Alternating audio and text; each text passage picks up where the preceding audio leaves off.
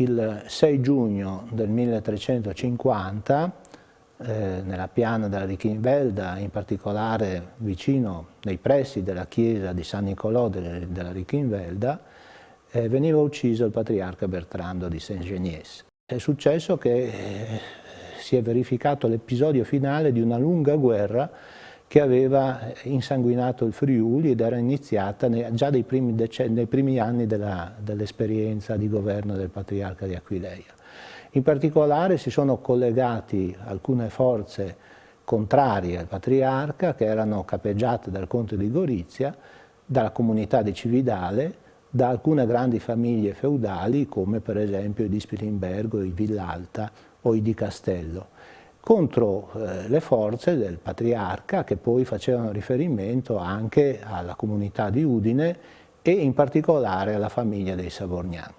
In quel contesto Bertrando si era recato a Padova davanti al legato papale per cercare di addivenire a una soluzione negoziale del conflitto. Tuttavia i negoziati non ebbero successo e di ritorno prima fece tappa a Sacile il 5 giugno e da lì si mosse per tornare a Udine.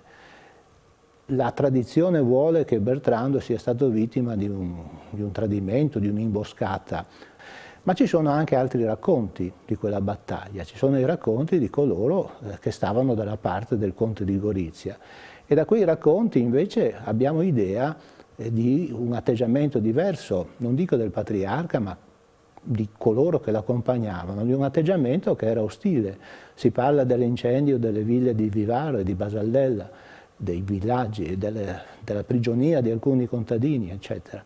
E quindi l'idea più vera o più vicina al vero è che in quel momento, in quel 6 giugno del 1350, nella piana della Richinvelda, in realtà si sia svolto una vera battaglia, un combattimento nel quale, oltre a essere ferito e ucciso Bertrando, si sono confrontati gli eserciti delle due parti in contesa. In quel momento i vincitori furono appunto da parte dei conti di Gorizia e degli Spilimbergo in particolare. Oltre all'uccisione del patriarca sappiamo che sono stati fatti dei prigionieri. Federico di Savorgnan, che era il capo delle forze del patriarca. Anche Federico di Savorgnan morì in carcere a Spilimbergo.